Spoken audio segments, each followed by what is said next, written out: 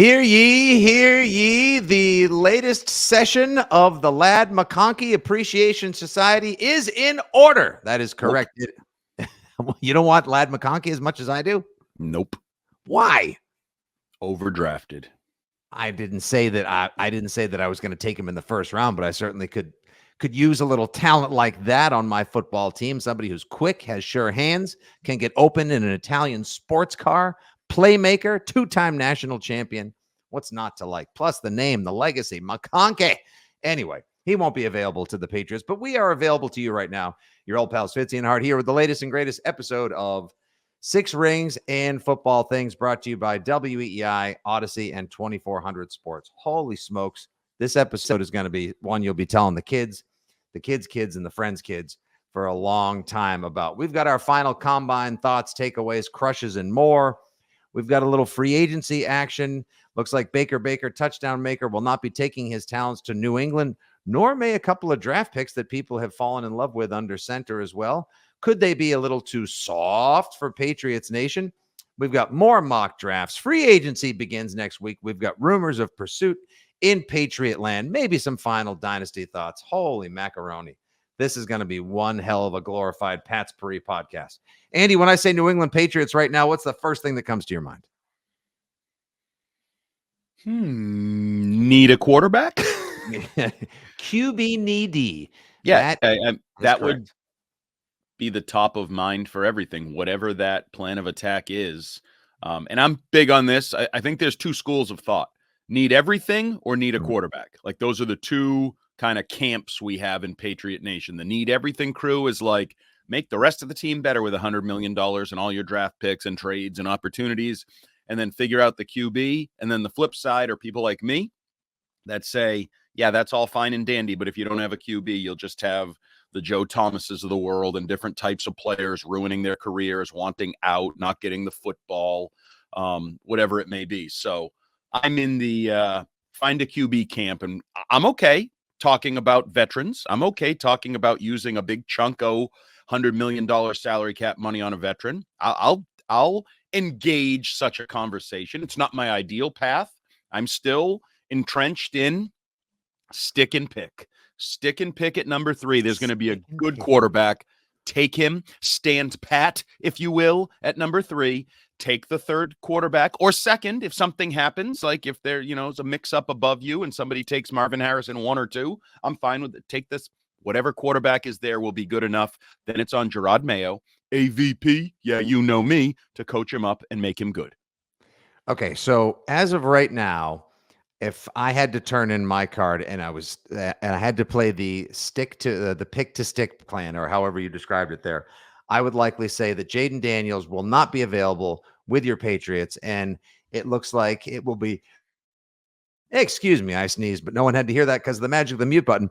It'll likely be Drake May. Come what may, is most likely available at number 3 right now. I think a lot of Pats fans saw some clips, not of him in action last week, because he, Caleb Williams, and Jaden Daniels all chose not to participate physically or athletically at the combine, leaving people to be wowed by Michael Penix, blown away by the deep ball of Joe Milton, and dare I say, a little bit underwhelmed by J.J. McCarthy.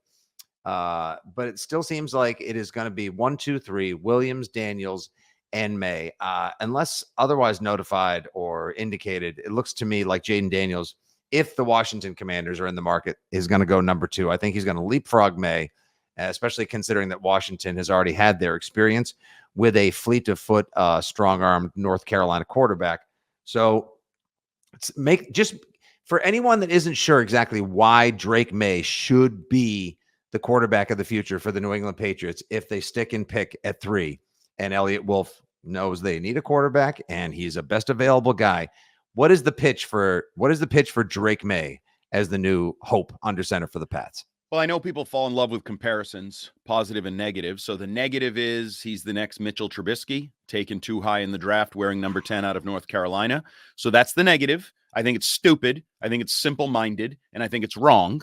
And I think the comparisons that I'll throw out there to add upside potential excitement for a Patriots fan would be a combination of Justin Herbert and the comp I've used all along, Josh Allen. I think he has the total package of tools that Josh Allen has. I think he's a better runner than people give him credit for. He is a massive athlete who can throw any way you need him to throw, with touch, with velocity, into tight pockets.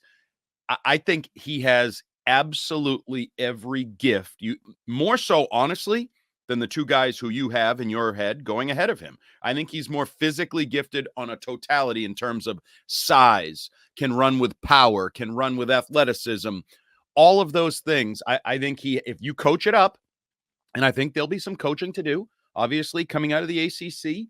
Had a little bit of a step back this year due to some of the talent and things going on around him, which I actually love. Oh, good. He's dealt with a little adversity. Maybe that, tested his mettle a little bit as he evolves as a professional. If you look for sort of the packaging, I think everybody fell in love with that comment. You'd rather game plan with me than against me. Quote. We like a little swag. We like a little. We do like a little swag. We like some self-confidence. Real swag, goes a long way. Needs to be real swag. Can't be false swag like Mac Jones. When the meat hits the ground, there you kind of fall apart. That can't happen. But no, Drake May. There's risk involved, just like there's risk involved at 1, 2, 3, 4, 5. I can list every single pick in the draft. There is risk involved with whoever you take.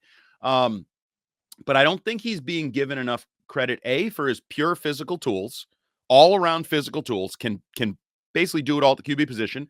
And I don't think he's given enough credit for being a multi-year top 5 pick QB prospect. Not a one-hit wonder like Mitchell Trubisky, not a Heisman breakout year guy with supreme talent around him like Jaden Daniels.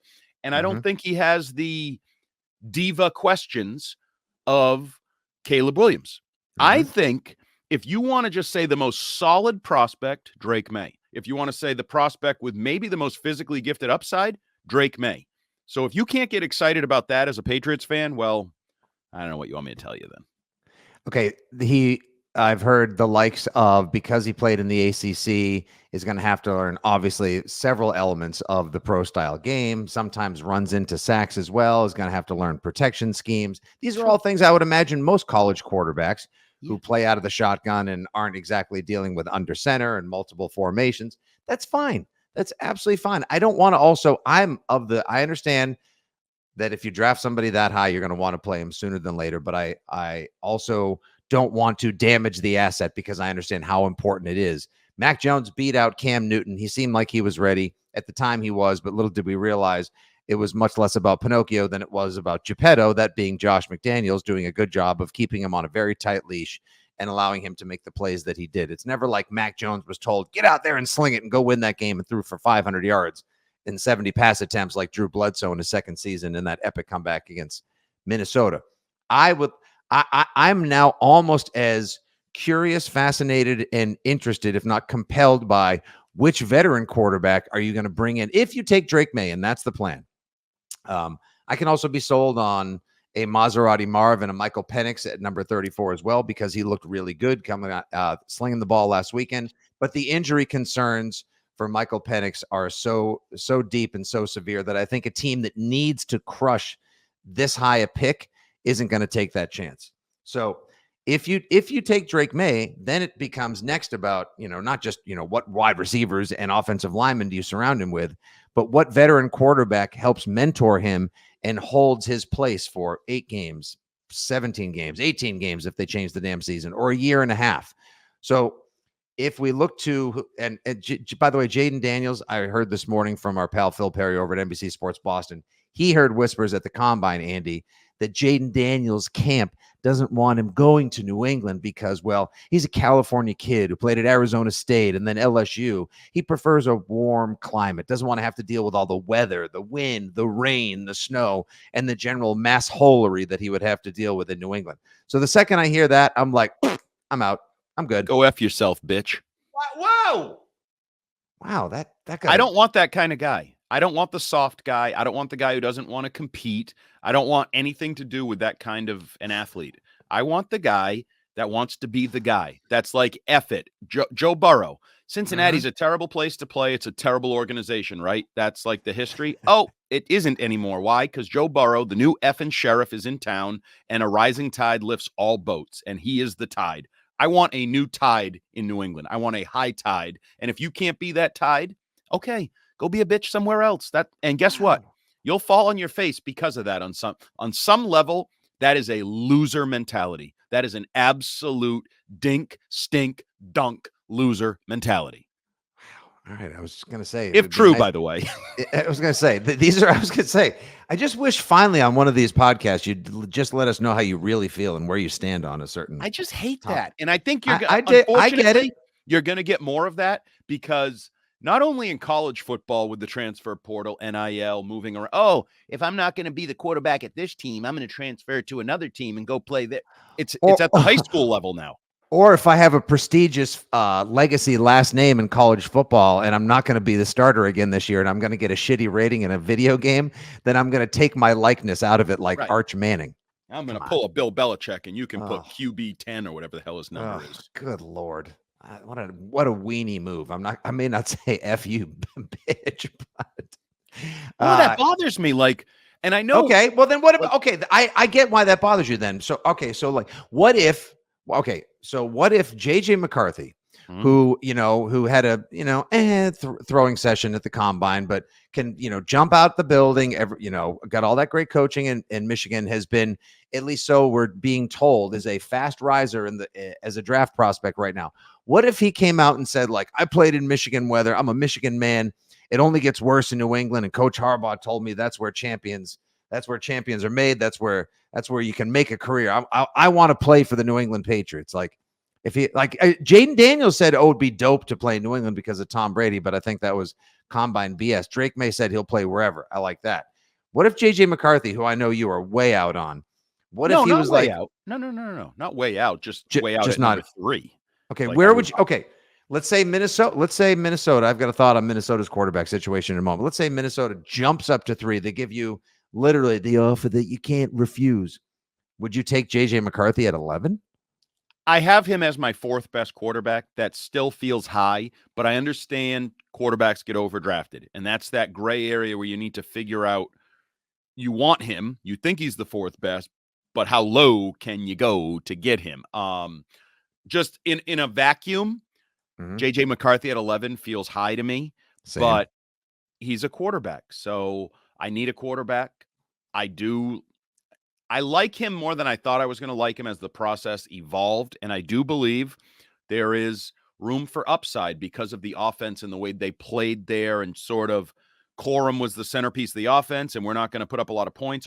We're Big Ten football. We're just going to win football games mentality. I think he has a lot of physical tools. I do think there is the chance he's a better professional than he was college quarterback in terms of production and numbers and things he can do with the football.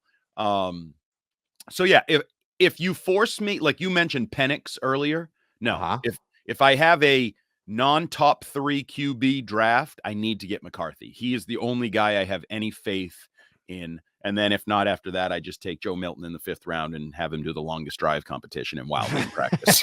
Just Milton 1st and 25 after 2 false start and a holding, throws it 90 yards. Yep. I do want to share this one. Lance Zierlein from NFL.com does some fine work. In his latest mock, he does have the Patriots taking 3. And Doug Kyde had this nice little nugget coming out of the combine as well. He said that Drake May, quote, commanded the room and had an exceptional interview with New England and impressed the Patriots thoroughly. So I think Mayday is on the way. I really do. I'm fine with it. I like it. It gives me hope. It gives me reason. And I made the Josh Allen comparison, and that is where I do put, you mentioned it. Are there aspects of his game that need to grow? That's why we pay coaches, head coaches, up to $20 million, coordinators in the $5 million range. Like, if you weren't important, I wouldn't pay you $5 million a year. You're important. I need you to work. And also, Andy, when you find the diamond in the mine, it's not ready to be put on a bracelet or on a necklace or on a ring. It is rough. It is unrefined. It needs polishing. It needs buffing. Right. It needs freaking lasers on it and things. So, think where a pearl comes from. one of the strangest looking MFing things that we actually eat on the planet. It's funny thing about that, you get a snack and jewelry at the same time. Oysters are amazing; they really are. But they're God so bless them. ugly and strange and They're hard to beautiful. open, and like It's kind of like us, ugly and beautiful all at once. A snack and jewelry at the same time. and you swallow us whole. What? Andy, spicy like cocktail sauce. I'm a little more delicate, like the mignonette that you like to put on there. Whatever works for you. Or maybe you just like to slurp it down raw. Yeah. That got awkward. Okay, Andy, before we wrap up Combine talk, who did you foolishly fall in love with at the Combine? Obviously, Ladd McConkey is, someone I've been in on for a long time as well. But there are some other guys that I saw out there that were just absolutely spectacular. I just want to say shout out. I was talking about this on Keefe's show Monday night. Shout out to all the guys that have to hold all the pads and just get their asses handed to them in all these different blocking drills for O linemen, for D linemen, for edge players, etc. I mean, there were some absolute specimens out there at the Combine this year. It is not, you're not supposed to weigh 265 pounds, be a brick blank house, and run a 4.65 40, and yet still there are your Chop Robinsons and your Braden Fisks and all these other guys that absolutely look like they just doubled their draft stock because of the performance they put on out in Indianapolis. Give me a couple of the names that popped for you over the weekend. Well, first of all, the popping was the 40-yard dash for the receivers, obviously. Just and you mention it, size, speed, those types of things. And then let's blame everything on field turf. You think physics might have something to do with it, that they're just so strong that their body can't hold up to the certain rigors that are coming ahead of them when you are that big and moving that fast? Like the laws of fit. It's what I've always said about the muscle and this is the joint it's put on. Like it's not supposed to. It can't hold up. So is field turf an issue? But yeah, so is they're just bigger, faster, stronger, and the ligaments and different things don't get stronger. Like there's limitations there. So one guy I fell in love with, and I don't think misplaced love. Like I think Xavier Worthy, after his 4.21 40, which is not the record because Bo pre-combine ran a 4.13. So I'm not acknowledging the record of Xavier Worthy. Go screw yourself. Bo's faster. I got to stick with my guy. I appreciate that. Loyalty matters. A.D. Mitchell, wide receiver, Texas, ran a good time. I think he's one of the best all-around wide receivers in this draft. I dream of him maybe at 34. I don't know. I was going to say, is he going to make it to 34? Because like, if you can get a quarterback of the future and somehow Adonai Mitchell is available at 34, could you imagine?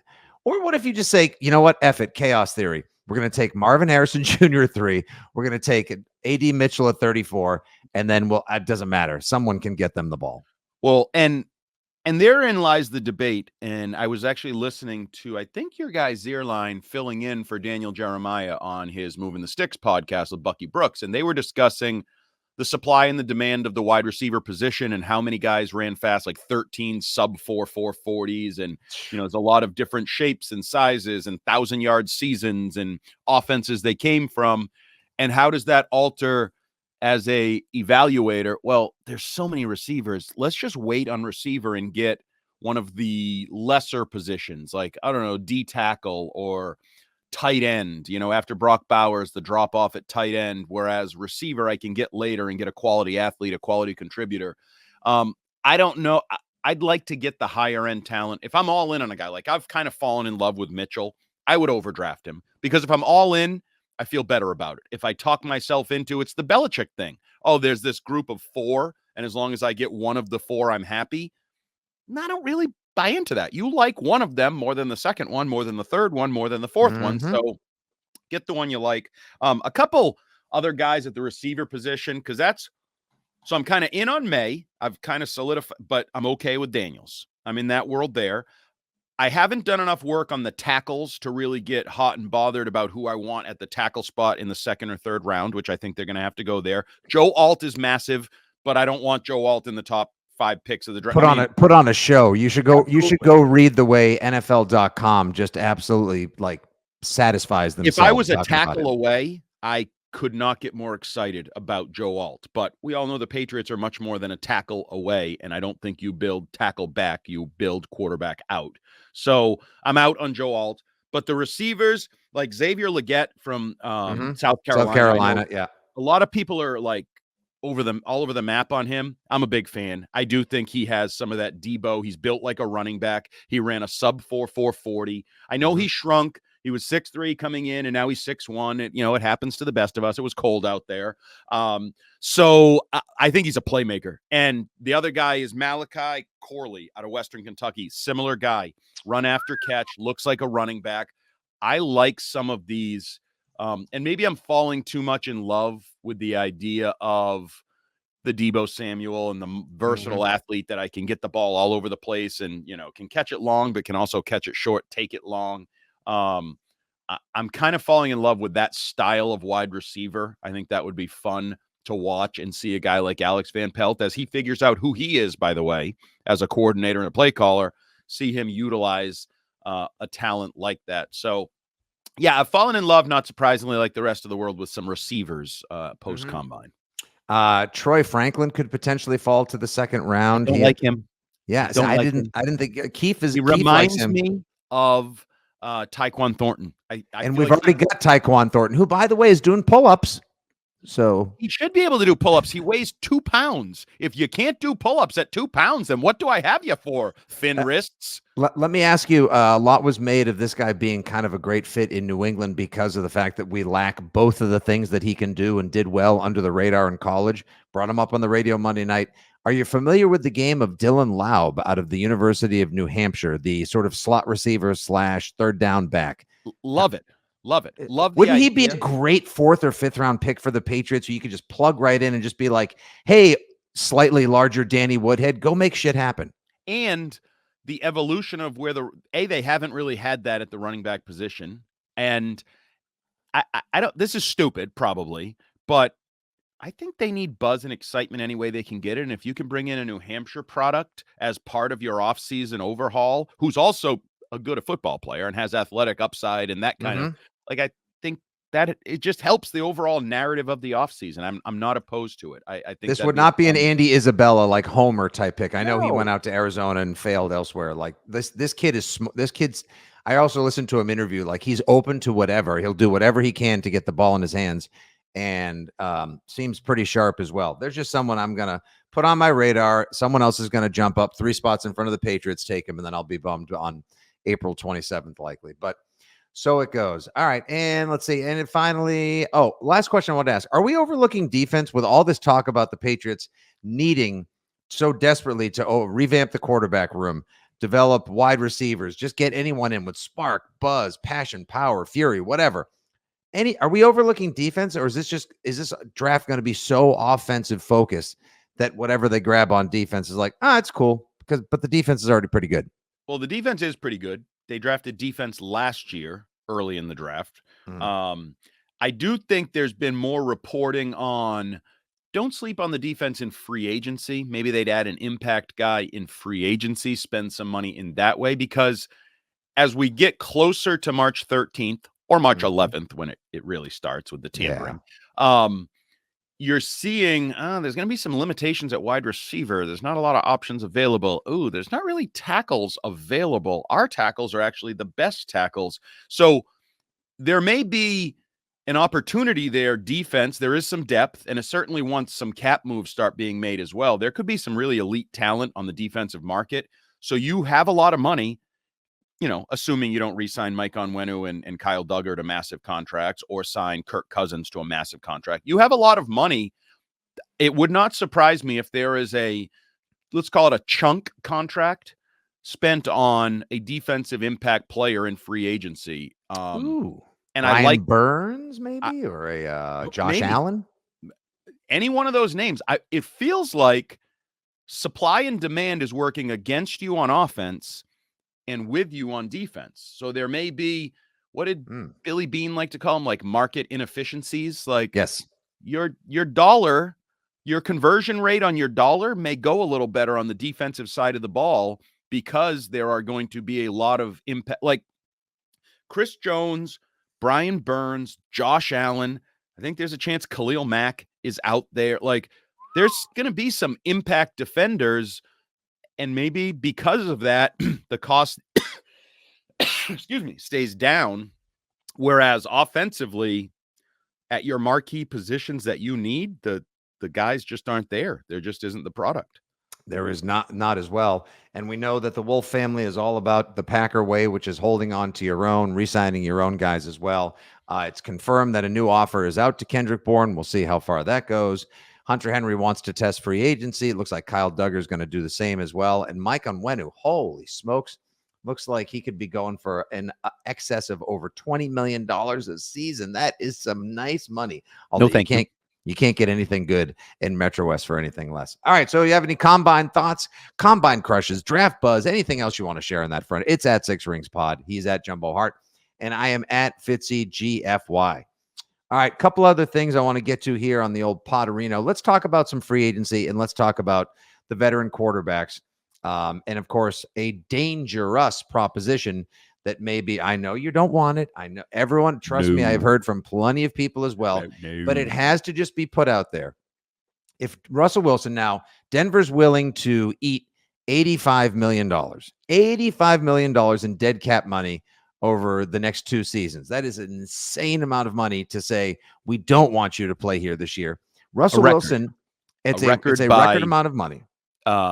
More than the second and third all time. If you add up the second and third biggest cap hits, all dead cap hits, it still doesn't reach the $85 million for Russell Wilson. And get this, unless he is paid more than this season, spoiler alert, he won't be. Russell Wilson is guaranteed to make $39 million this year without having to throw a single freaking football, which means basically he can play for the veteran. He can play for $1 million this year. It's the Patriot way. If somebody else is paying him, sign him, baby. I'm telling you, Andy. Okay, just tell me, aside from what a good guy Jacoby Brissett is, what a leader, locker room glue, heavenly spirit. I mean, the man can turn water into wine. I get it, even though he's not the most talented quarterback available on the free agent market right now. Baker's going to likely go back to Tampa because they give Mike Evans all that money, which he deserves, even though he somehow still, maybe now finally he won't be underrated anymore. So you don't get Baker. I don't think AVP and McCartney will convince Wolf to just break the bank for Baker Mayfield. Well, if he did, that would make things interesting at 3, but it's probably not going to happen.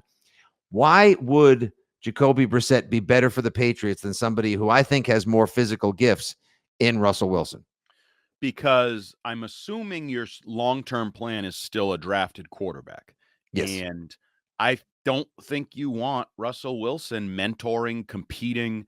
I don't think Russell Wilson is happy to be a placeholder to keep the seat warm for a young quarterback. You take it 3 or anywhere else in the draft. Now, some might say, well, if you sign Russell Wilson, you're probably not taking a quarterback high in the draft. Okay, maybe that's the plan. I also don't know what Russell Wilson has left in the tank.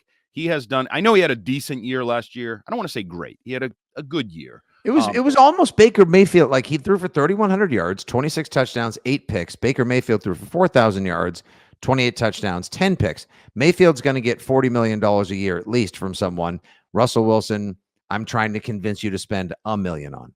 But Baker Mayfield, if you're Tampa and you give him that money, you think you have your quarterback for the foreseeable future. Like, you believe that he got back to who he was, got his swag back, whatever he called it, shook off the issues that were late in Cleveland and then bouncing in Carolina and LA and all those things. Russell Wilson, I don't know what you're selling yourself on if you bring Russell Wilson in. Just because he's cheap and he had a pretty good year, is he here for 1 year, 2 years, 5 years? Like, what is your timeline with a Russell Wilson quarterback signing? And I don't love that. I don't love him. I don't love the whole, having an office next to people in the building and I still think he's unlimited. Yeah, I think he rehabbed some of that last year, but that's still who he is. I don't see him as the guy you want the team rallying around. Do you feel like he's a guy that can change the culture or build a culture? I don't think he's a culture builder. I think there's been a humbling. I don't know why I'm banking on him. I don't think he has humble in him. I do. I think the guy got broken. Like, the experience was good. Another broken QB. That's what we need. Crashing back to earth. You saw, like, the guy can still throw the foot. Sean Payton's issues with him. I know you're not a huge Sean Payton fan as well. I think you think he's wildly overrated. So maybe that was just a match made in football hell right from Jump Street. And everything about Broncos country, let's ride, was Broncos country. We got fried. We got ripped off. We got hosed or snookered, as Mr. Kraft likes to say. So hell, dude, if Jacoby Brissett's going to cost $5 million, how much is he going to cost? Like a 2-year, $15 million deal to bring in somebody that they've worked with previously in Cleveland, like Brissett? Is that what you think? I like 2 Jacoby for Brissett. 15? Yep. Yeah, like I don't, and I'm happy to pay it. I mean, you have to give him something for the effort, as they say. And How but about it was something you know? because if a guy knows his job is not his job for long, Mhm. and he's getting porked on the salary, even a good, solid leader, I think, could probably fall victim to human nature and feel underappreciated and maybe not bring the best mentality to the work. So, yeah, take care of him in a reasonable sense. You have plenty of money. That was a line that I love from Elliot Wolf. Treat people right. And everybody took that, as a shot at Belichick and this and that. I think it means more business wise. Like, Correct. don't save a buck just because you can, if it's not really the right thing to do. Right. And so re-sign your players that are worthy. I keep saying Jacoby Myers. Don't let $1 million break your relationship with Jacoby Myers. Don't screw Jacoby Brissett because you can. Maybe you have some leverage over him. Give him like a market value for the services he's going to provide you. Like, treat him okay. Mhm. And I think that's a guy who could start an entire year for you. I know you don't want him to, but could. Or could start for 3 weeks and then give the torch to Drake May, or lose a job in training camp and help Drake May along through the process. Like, I think almost no matter how it works out, I would have faith in Jacoby Brissett. Whereas Russell Wilson, it's almost the exact opposite. Almost no matter how it worked out, I think in the end it would end ugly, and he would be a problem, and he would be a negative for the team. I can't see Russell Wilson like becoming so sour in the locker room and being a negative. Like, he has a chance now to rehabilitate this image of his that was trending towards Hall of Fame worthy, that is now going the exact opposite direction with its tail tucked between his legs. Yep. A great third act for him would be a chance to go someplace, lead the Patriots surprisingly on like a 9-8 run out of nowhere if they beef up correctly along the offensive line and with some offensive weapons as well. Or he can do a whole lot of he can do a whole lot of nothing, unless he were to go to the one place I can see where he may pop, Andy, would be Minnesota. Like, let's say Kirk Cousins leaves, goes and gets and Minnesota's like, wait a second. So we could spend 3 years, $135 million guaranteed on Kirk Cousins, or we can draft a quarterback and do a 1-year flyer on Mr. Unlimited and spend $1 million and give him Justin Jefferson and what's the name of that kid? Jordan Addison, and TJ Hawkinson. That would make the most sense for Russell Wilson. I just feel like, since we have this silly season and the wheels are spinning and the hamsters are running, pre-draft, free agency, etc., we should at least explore it. I get what you're saying. I think there's still enough good football in him that would be worth the flyer, but I don't know what the hell they think about him inside the walls at one formerly Bill Belichick place. Yeah, I don't either. And there's no obvious ties. Like Baker Mayfield, you have the Elliott Wolf, Alonzo Highsmith, Alex Van Pelt tie from Cleveland. Mm-hmm. There's no obvious ties to Russell Wilson. But I've come up with not a new phrase, but it's a phrase that I keep asking myself. Anytime we're talking about any of these ideas, philosophies, plans of attacks, I just keep adding, to what end? Like, to what end do you sign Russell Wilson? To what end do you trade down? To what end are you taking a quarterback at number 3? It's almost like the why. It's the Gerard Mayo, modern players need to know the why. You didn't used to have to tell players the why. Now you need to tell them the why. I add, to what end? And when I say Russell Wilson signs with the Patriots, to what end? I don't have a great answer for me personally. Yep. I just, to what end, short and long term? Okay, short term. I used to love Russell Wilson. I thought for a while he was one of the most underrated players in all of football. Everybody liked to point out he never had an MVP vote. But when you watch that roll left back corner throw to Tyler Lockett, is in my opinion, one of the 3 or 4 handful of greatest throws I've ever seen personally. And I do think he's still capable of playing quarterback at least a above average level in the National Football How about League. that throw last year? I think it was against Buffalo to Cortland Sutton in the rear left corner. He made Same some throw. sick throws last year. But to what end? Like, I get those. Do I get, 3 more wins on the season? To what end? Where am I going? What is the long-term plan? So I don't have a to what end good answer for signing Russell Wilson. So I think maybe May could learn a lot about like taking good care of your body, being a mobile quarterback, not overextending something to a certain degree, diminishing Treating people returns, poorly, getting an office, being all about yourself, more marrying. bathrooms than touchdown passes in your Yeah, house. I'm I got not it. sure that's what I want. I want a grinder. I want Drake May working with a grinder. How about then bring in the mud flap? Get Gardner Minshew in here. That's a grinder for you. No, because then you bring in all that comes with him, Minshew mania, and people that want him to start. And then when he loses the job, some people think he's better. And nope, that's a distraction. That's a disservice to Drake May and the organization. All right, come on in, heave ho, Joe. No, I don't think Joe Flacco is the answer either. So, he's more in line with the Jacoby Brissett. I mean, he has does the he obvious want $5 million? ADP. Does he? You think does he want $5 million to like lose his job halfway through the year and then just hang around, or does he want to go home and be with his 5 kids? Well, there were reports he wanted to stay with the Jets. He did. Well, it's close to his house in Jersey. Yeah, everything's close nowadays. You get a private jet, whatever. You fly around. You do this. You do that. I said PJ. That's PJ. Yes, private jet, everyone. Yes, just like Jackson Dart. He's going to sign an NIL deal for a PJ. Good. Would you? Every time you say Jackson Dart, I think of like my son signing into a hotel in Mexico under his alias. Like, Jesus. All right. So I just wanted to in his bag. I wanted to. What was he friends with Ontario Smith? I wanted to just at least explore the option. All right, it's been had. I'd be into it. Andy, not so much. If you guys are into Russell Wilson, some people are. If you guys are against it, we'd always love to hear from you as well. A couple last things. We'll wrap her up. 18-game season. No thanks. It's going to happen at some point. I hate the idea. Okay.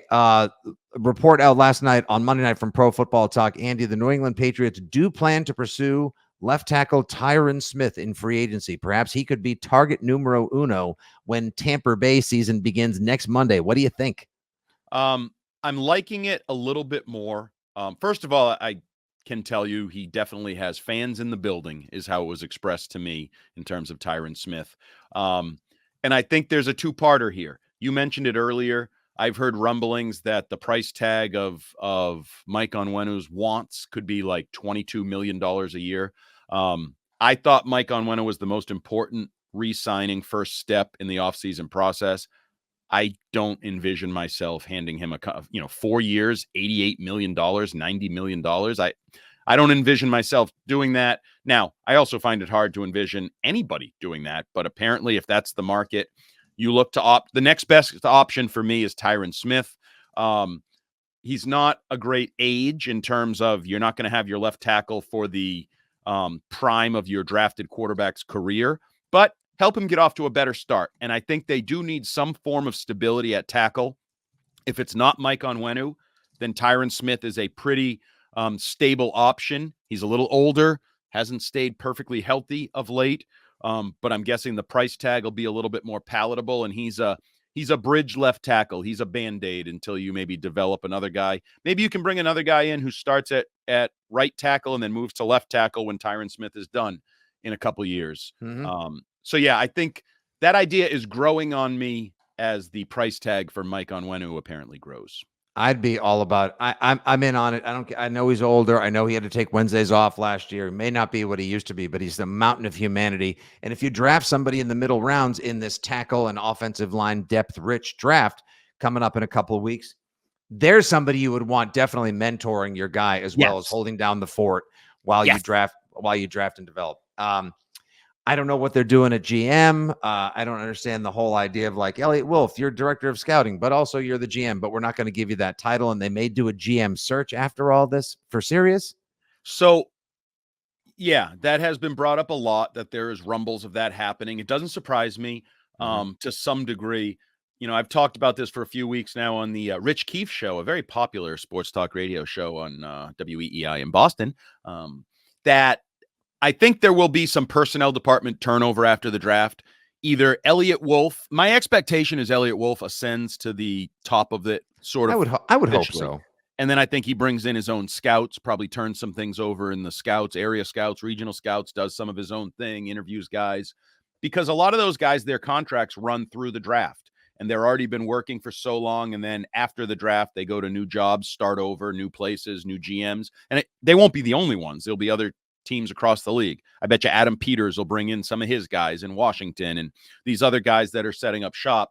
I know Burt Breer and others have reported part of the weirdness with Wolf is the Rooney Rule. And if they don't actually hire a GM, they didn't break the Rooney Rule, even if he's doing GM-like duties, de facto GM duties. Rooney Rule, come on.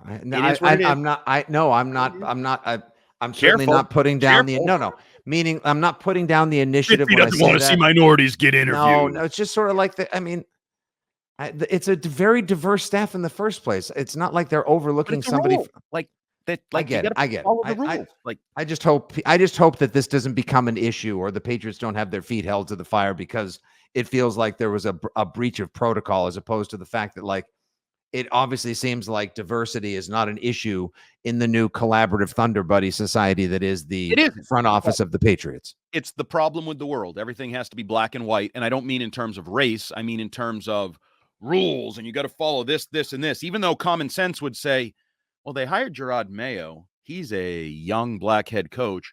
Oh, he has hired a number of young black head coaches for his staff, but they still have to do X, Y, and Z in the personnel department. In the end, I think this is much ado about nothing. I think in the end, Elliott Wolf will be running the Patriots with Gerard Mayo.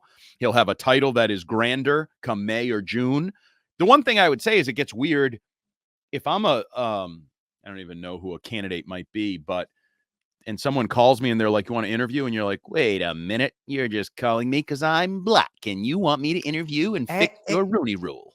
Exactly. Like, I'm just for that. Or do they have somebody that's already in the building? It's a sham and a shame. That's my frustration with it. And as we wrap up here, Andrew, any Dynasty episode 5 and 6? I know, like, look, this is what we're doing. We're tacking it on at the end of a bonus podcast because you guys went wide receiver prospect deep dive yesterday. Tomorrow, Wednesday, that'll be the 6th of March, 2024. We're going to have a little pre-free agency mock draft addressing some of our wants and wishes for the Patriots as well. It's a jam-packed week here in the wide world of six rings and football things, but feels like the Dynasty has fallen off the map or the radar of a lot of Patriots fans. There's a lot of frustration over the way things have played out and are being portrayed. I made my feelings clear online and on Keith's show last night. I'm enjoying the testimonials. As always, it's all about the found footage. It is not your DVD collection. It is not a book report. And disappointingly to a lot of Patriots fans, it's not a chance to hear from the people that were integral to the success more of the Dynasty, but rather the people that were involved in the scandals that almost undertook it or took it asunder on multiple occasions. The Hernandez episode is very well done. A lot of people didn't want to see it. And people are frustrated that they heard way more from Matt Castle than they've heard from Antoine Smith, Wes Welker, and many other people they believe to be more pivotal to the success of the Dynasty. Yeah, I just 30,000 feet. I'm enjoying it more than I expected. I'm treating this, I've sort of told you before, I'm telling it's my superhero movies that I like pretty much all of them to varying degrees, or a slice of pizza, even if I already had the slice of pizza before and I'm like, I don't really need this. I kind of like this slice of pizza. It's better than broccoli. It's better than artichoke. So, can I pick nits? Absolutely. Did I think it was weird that Wes Welker is like not included, in 07 and sort of changing the offense and Brady and that? And then all of a sudden he is one of the more poignant voices in the Hernandez saga, a guy who probably saw the writing on the wall, if not the specific writing, but like the problems that could surface with Aaron Hernandez. He saw it as early as anyone and was like looking around. Is no one else seeing this? Why are you all pretending this guy's not crazy when we know he's crazy kind of mentality? But for the most part, I'm enjoying it. It's flawed like everything is flawed in this world, because when you have 8 billion people watch something and then go to social media and point things out, it's what we do. We criticize. We don't praise with as much detail as we criticize, right? That's just the reality.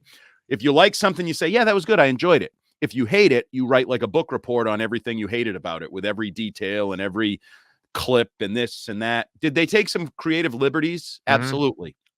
Absolutely. But it is what it is. If you don't like it, stop watching it. And if you're a Patriot person, I would keep watching it, because as you said, the footage, the interviews, some of those things, I think the interviews have been slam dunk. Brandon Lloyd, stunningly good. Dion Branch, Everybody. heartbreaking. We've talked previously how great Moss was. Scott Pioli breaking through. You got Ernie's a dink, but he's good. I love him. I've told you before how integral I think he was to the Dynasty success. Not as integral as he thinks he was. Holy crap. Jesus Christ. He's Lombardi and freaking Paul Brown wrapped into one in his own mind. You got 2 more Fridays with 2 more episode drops, 4 episodes to go. We'll make a bigger deal of it in the days to come as well. But yeah, the Hernandez episode is chilling. The Castle episode, you know how I feel about that, the lost season that it was. And it still kills me. Bernard freaking Pollard. There's $1 in the swear jar. All right, great pod, Hart. We got to wrap it up. We'll be back tomorrow with that pre-draft, or rather pre-free agency, sort of micro draft episode. Cadlick, Hart, and Fitzy coming at you as well. You never know what else is going to come up here on the Six Rings and Football Things feed. Thank you guys so much for subscribing. Smash that like button. Take a sub. Tell your friends. The community is growing, and it's a pleasure to entertain, inform, and engage with you guys during this wild Patriots offseason.